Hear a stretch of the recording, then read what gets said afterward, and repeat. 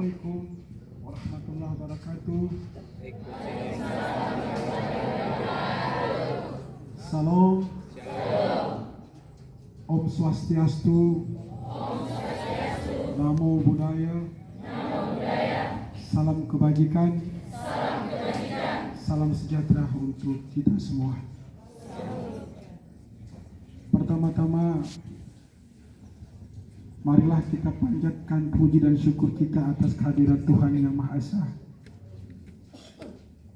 Karena atas berkat, atas anugerah yang telah diberikan kepada kita sekalian, sehingga pada pagi hari ini kita diberikan kekuatan, kesehatan, kemampuan, sehingga mampu untuk datang melaksanakan kegiatan rutinitas kita sehari-hari, yaitu kegiatan belajar mengajar. Yang saya hormati Bapak Kepala Sekolah SMA Santo Alfonsus, yang saya hormati pula Bapak dan Ibu Guru serta para staf, yang saya cintai dan saya banggakan siswa-siswi SMA Santo Alfonsus. Sebelum saya menyampaikan beberapa materi terkait dengan kegiatan kami, yaitu kegiatan Satlantas Polres Sumba Barat Daya, izinkan saya memperkenalkan diri. Saya bertugas di Satlantas Polres SBD. Nama lengkap saya Usman Saiful, pangkat Ajun Inspektur Polisi 2. Jabatan saya adalah jabatan Unit Keamanan Keselamatan dalam berlalu lintas. Pada hari ini, adik-adikku sekalian, kami menempatkan diri hadir di tengah-tengah kalian, dan Bapak Kepala Sekolah bersama dengan guru mengizinkan kami untuk menjadi pembina di hari Senin ini. Maksud dan tujuan kami ke sini adalah yang pertama, ingin memberikan beberapa motivasi kepada adik-adik sekalian terkait masalah lalu lintas dan angkutan jalan, yang tujuannya memberikan rasa kita tertib, aman, nyaman, sehingga kita sampai pada tempat tujuan.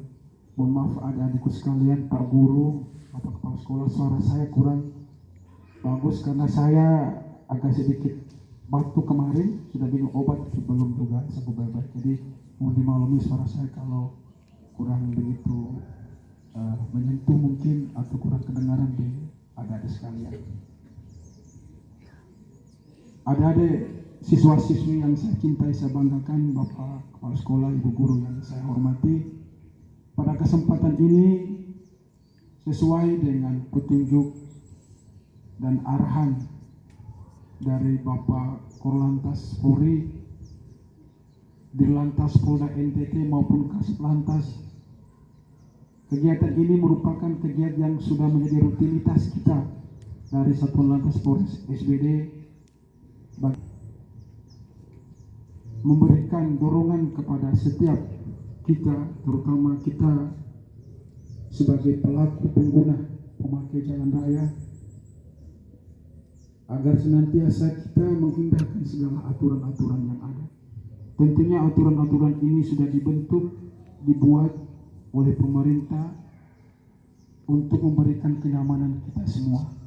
Dan pada bulan ini juga serentak dari seluruh wilayah hukum Satlantas Polres SBD se-Indonesia melaksanakan kegiatan operasi keselamatan berlalu lintas tahun 2025 yang dilaksanakan selama 14 hari, terhitung mulai tanggal 10 sampai dengan tanggal 23. Dan dalam momen kegiatan ini pun kami tidak serta-merta melaksanakan kegiatan di jalan, tapi berdasarkan petunjuk dari atasan, kami juga diminta untuk dapat menyentuh, hadir di tengah-tengah sekolah, menyampaikan beberapa poin terkait dengan penekanan rawan pelanggaran, rawan kecelakaan kepada adik-adik sekalian, sehingga apa yang menjadi tujuan kami pada pada kegiatan-kegiatan ini mudah-mudahan dapat berdampak baik terhadap seluruh pengguna pemakai kendaraan, khususnya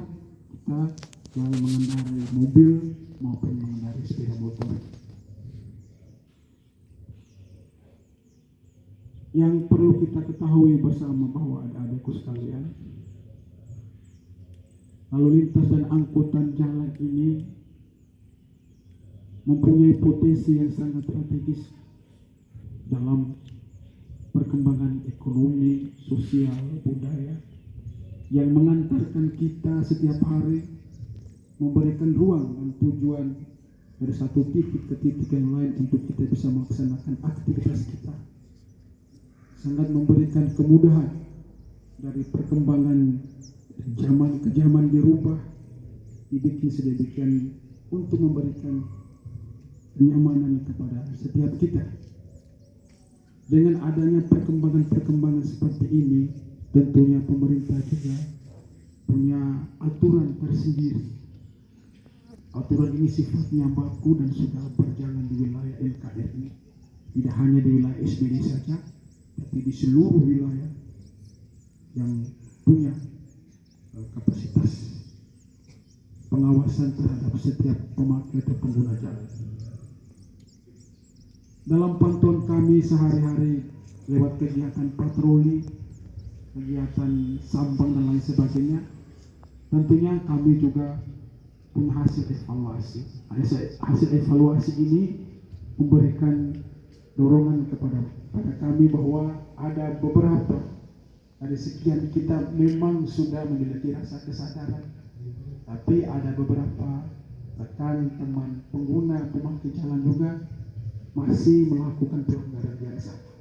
Nah, ini kami dorong dengan kegiatan patroli, kadang dengan sistem bahkan penindakan secara hukum dengan memberikan belangko tilang. Tujuannya untuk memberikan efek jerah sehingga rasa sadar dari kita semua, khusus untuk pengguna pemakai jalan, bisa tersalurkan, sehingga penataan wilayah di kota Tambulaka terlihat bahwa dengan adanya undang-undang ini masyarakat sudah mengerti, paham dan mau bersiap untuk melakukan apa yang menjadi perintah di dalam undang-undang tersebut.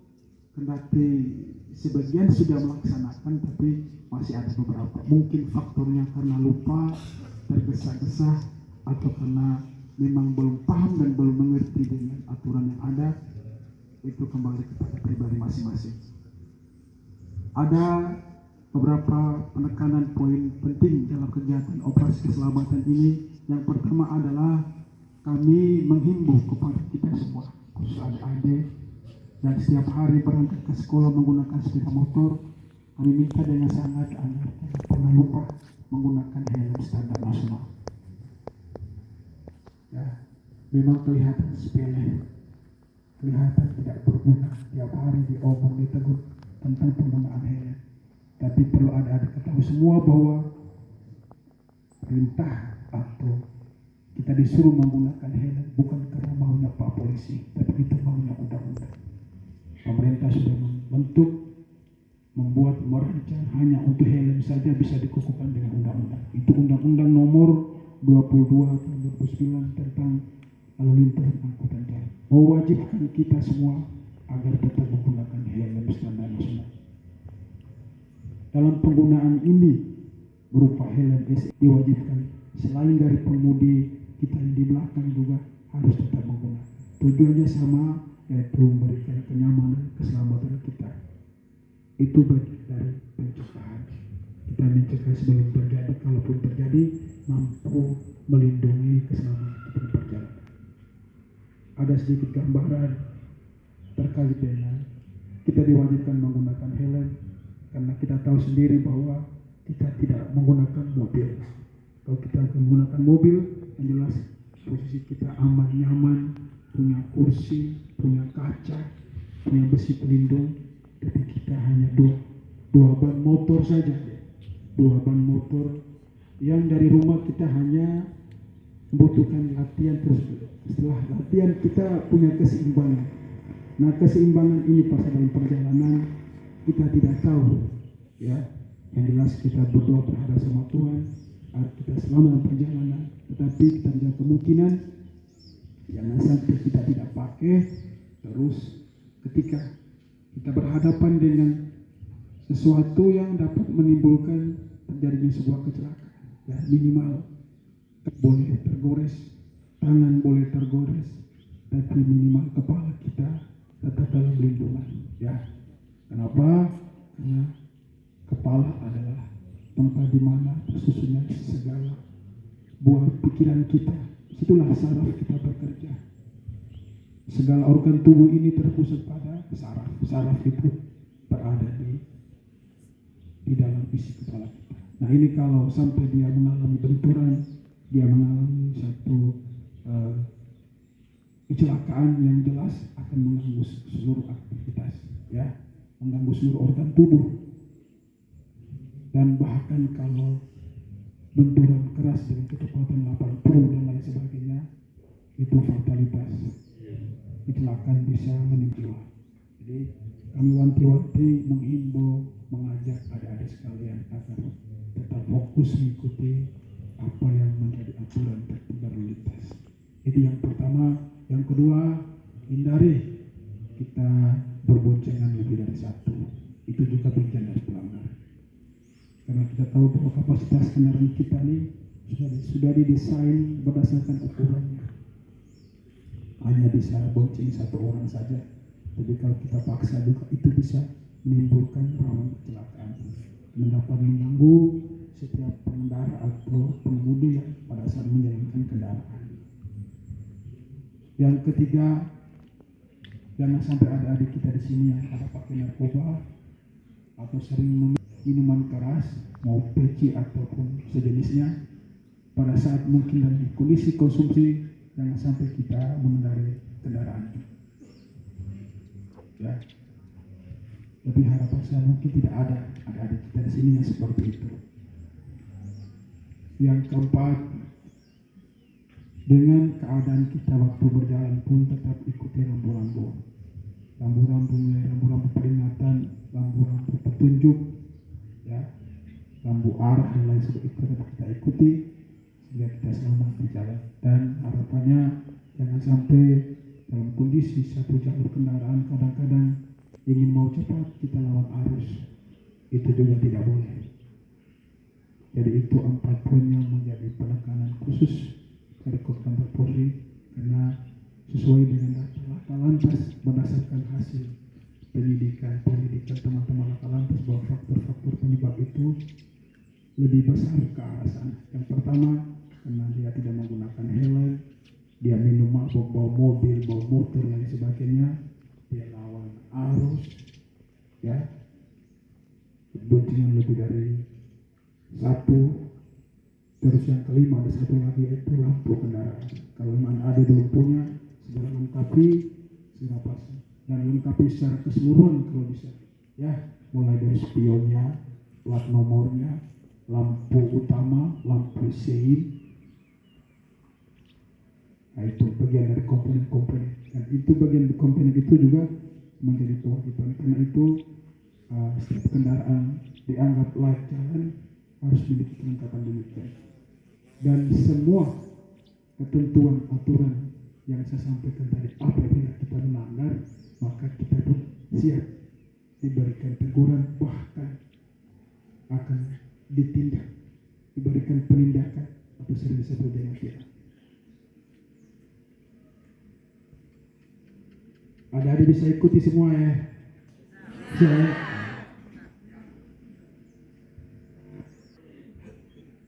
selain dari penyampaian saya pada poin selantas, saya juga menyampaikan kepada adik-adik sekalian agar tetap disiplin, tetap mengikuti apa yang menjadi arahan Bapak dan Ibu guru.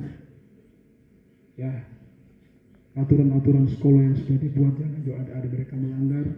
Giatkan, tingkatkan belajar. Ya, karena harapan guru adalah semua yang terbaik buat kita. Mereka kasar juga itu baik sekali adik-adik sekalian. Jangan pernah punya rasa benci. Jangan punya rasa kecewa. Saya berdiri di depan itu karena guru, siapapun orangnya. Jadi apa yang disampaikan, diberikan arahan, bimbingan, jangan pernah melawan. Dan saya juga paling tidak suka kalau ada Pak Guru, Ibu Guru cubit terus ada lapor di polisi hanya karena ada undang-undang perlindungan anak. Tidak boleh seperti itu. Ya, tidak ada guru yang benci anak murid. Semua guru cinta sama anak muridnya. Kalian bandingkan kalau di rumah, seandainya kamu bikin salah saja pasti bapak mama marah. Marahnya juga berbeda. Bisa juga nasihati, tapi kalau sudah berlebih pasti dipukul. Terus kalian melapor di polisi kalau begitu seperti itu. Ya, karena saya juga pernah di polsek, ada beberapa kejadian juga bersama dengan orang tua murid lapor di polisi. Saya kadang-kadang rasa kecewa juga sebenarnya. Karena kami juga pernah mengenyang pendidikan sama seperti adik-adik. Pernah dipukul, malah kalian tidak apa-apanya kalau masuk polisi. Masuk polisi itu bukan kaleng-kaleng, di sana diinjak, dipukul juga. Tidak ada bilang kata mundur. Kita tidak apa-apanya di sini.